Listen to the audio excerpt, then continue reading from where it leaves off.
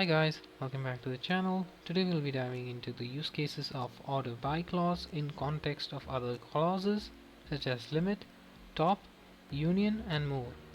To begin with, we will be using order by with limit and top.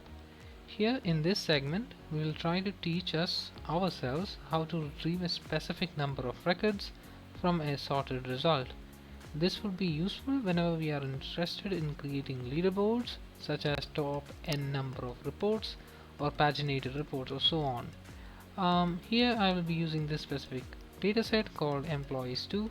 As you can see, this specific dataset basically has employee ID, name, department, department ID, salary, bonus and hire date. Here the core idea would be to use order by to sort the data, whereby which we can use limit and top as subordinate clauses which can basically select a portion of the results from the top or the bottom of the sorted list.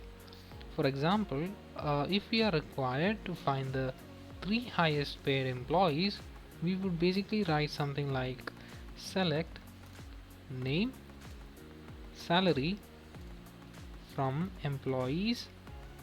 In this case my dataset is called employees2 ordered by salary. Here we are going to be ordering by salary in a descending order since we are looking for the top highest paid employees, and we would limit it to 3 users or 3 results. The limit clause would basically take only the first 3 rows of this sorted list, and it will give you the top earners. Once you hit execute, you would basically see that we basically have our output which would sort the employees by salary from highest to lowest. Since we are using limit, it would be only be limited to the top 3 results. So in a way, this has created a leadership board in context of the salary column. Let's say we are interested in finding the 2 lowest paid employees. So you will go ahead and write select name comma salary from employees order by salary in ascending order. Since we are interested in getting hold of the lowest values, we would be changing the order from descending to ascending. And since we are only interested in getting the 2 lowest paid employees, we would basically limit the number of rows being returned to 2, and we will go ahead and execute.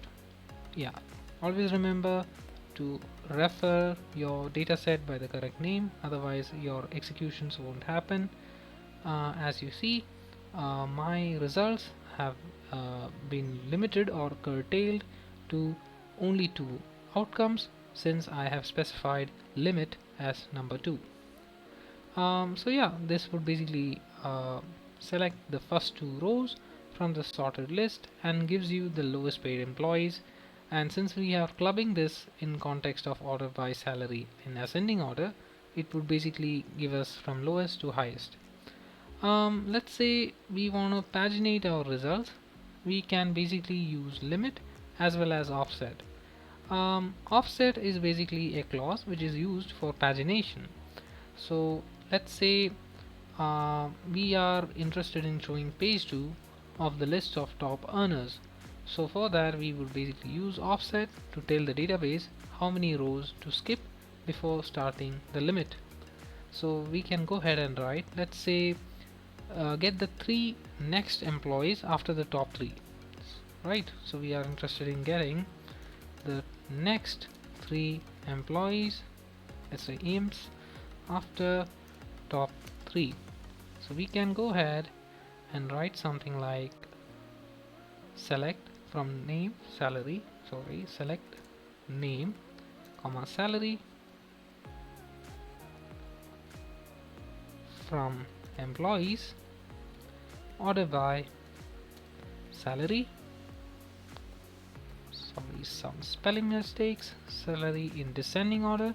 Since we are only interested in getting the next 3 employees after the top 3, we will write limit to 3 offset 3.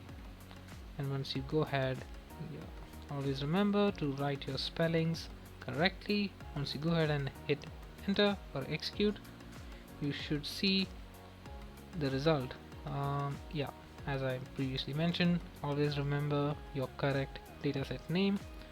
As you can see, our next three results have appeared, which are Frank Miller, Alice Johnson, Charlie Brown. So in order to confirm this, we can go ahead and remove all of these extra subordinate clauses, and once go ahead and hit enter, you can see our results of offset 3 are were correct. You can see Frank Miller, Alice Johnson and Charlie Brown are the 4th, 5th and 6th entries of this specific result output. An important note is that limit and offset are commonly used by most databases such as MySQL, PostgreSQL as well as SQLite. While in case of Microsoft SQL Server, we basically would be using top. So it would basically select a specific number of rows. We do not need to have an offset equivalent in that specific case. So yeah, we would now be moving on to the next segment. Yeah, in this segment we'll be talking about null first and nulls last. Here we would like to teach you how to control when null values appear when we are trying to sort them as their default behavior, and this can basically differ across various databases, but it is important that we basically try to handle this kind of real world data whenever there is some kind of missing information. The basic idea is that nulls first and nulls last are basically optional clauses in order by statement that would basically allow you to explicitly place null values at the beginning or at the end of your sorted results. So in a way it's like you are basically putting the null values either before or after the actual results that you are interested in. In this case, I would like to basically go ahead and try to create some empty values. Yeah, I'm back. I have just inserted 3 empty rows into our employees2 dataset in order to demonstrate this technically a little bit more sensibly for the crowd. So let's go ahead and try with example number 1. Let's try to sort with nulls last. We will try to find the salaries in descending order, making sure that any employees with the null salary would appear at the bottom. So yeah, so we can basically go ahead and write select name comma salary from employees order by salary column. We write the keyword is null and we will write salary in descending order. When you go ahead and hit execute, yeah, you'll have to write it at employees2. The reference to the dataset has to be correctly named, and as you can see here, the dataset has been ordered in I'm not sure if it is visible. I will try to scroll to the bottom.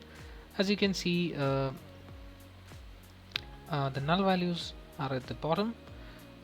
So here effectively what we have done is the first part, which is ordered by salary, is null.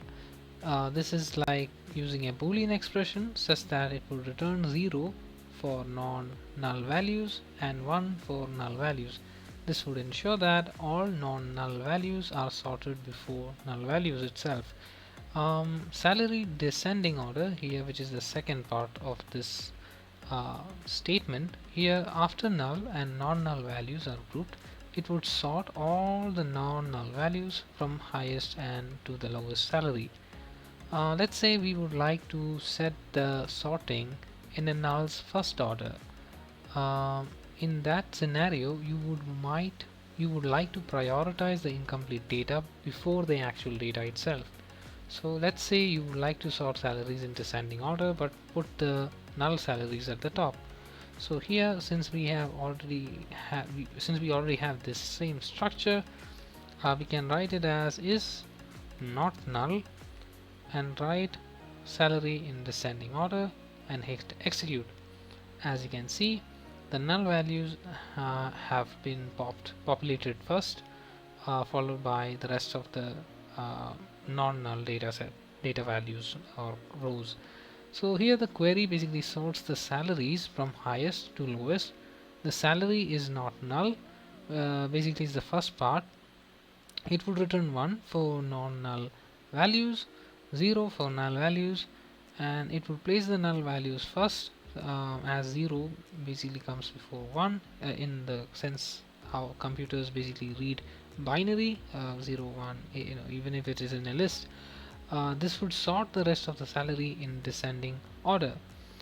um, so yeah, nulls first and nulls last is usually supported in PostgreSQL and Oracle. Since we are using MySQL and SQL Server, this would not basically run there, and that kind of a syntax is not supported directly. So you would like to use case statements as a workaround. Another way that I had just demonstrated here is using this kind of structure, which basically allows you to work with this kind of a order. So yeah, we will now move to the next segment. Looking back at our dataset, we have employee ID, name, department ID, and department. So the next segment here, we would try to implement union and union all in context of the order by clause, and this can be used once, and it can be placed at the very end of the entire statement. This would be in a way sorting the final combined result set and not the individual queries. So let's get started with this. Let's say we are interested in basically unioning all the rows which belong to the department sales and the department engineering, and we will order by salary in a descending order. So to do that, we will write select name comma salary. Okay, we will also write department from employees to, in my case, where department is equal to sales. We will write union all, go down, we'll write the same statement here. Since we are going to be writing the same statement, we can just copy this same structure above and change the department to engineering. So we will write engineering, and we will write order by salary, and it would be in descending order, and hit execute. As you can see, we have name, department, and salary, and it has been clubbed using union all on the lines of department, uniquely on the basis of engineering and sales, and in the descending order. So let's try to break this down once again. The select statement would basically retrieve all the employees from sales department, which is the first part of our SQL command structure. The second part of this SQL command structure is the SQL statement, which would retrieve the same columns but for the unique department engineering, and we would basically combine these two resulting sets into a single temporary table using the union all. And since we want the final result output to be ordered on the basis of the salary column, and that too in descending order, we would write order by salary descending order. This would combine this all into a single combined table, which would give you the list of all employees from both departments sorted by their salary from highest to lowest. Let's try this again, but before that I would like to look at what other, we'll just comment this entire code statement here using the asterisk symbol. You can go ahead and just comment this out and go to the bottom. Okay, we'll try. Okay, we'll just go up and uncomment. Okay, we have our previous command structure here. So here we have marketing and human resources. Again we will write the structure similar as before. Let's try to club the results based on department, but this time based on marketing and human resources. So we will write select name comma department comma salary from employees, where department is equal to, here since we are interested in marketing, we'll write it like this and write union, or we'll write is select the second part of our SQL statement, making sure that our columns match. Write salary from employees, where department is equal to human resources. So write human okay, resources. Make sure your syntax, textual syntax matches. We'll write order by salary, and since we wanted it in descending order, we can just write it as DASC and execute. Okay, yeah, always remember your dataset term has to be employees too. I'm getting confused with another dataset which is called employees. And once you make the correction and hit enter, you can see that we have again performed the union all operation by clubbing two separate SQL statements uniquely tailored for departments such as sales and engineering, and we have ordered it according to salary in descending order. So yeah, this is another way of doing so. You can basically go ahead and work with different kinds of dataset and dataset columns. I hope you learned something today, and I will see you in the next one. Bye.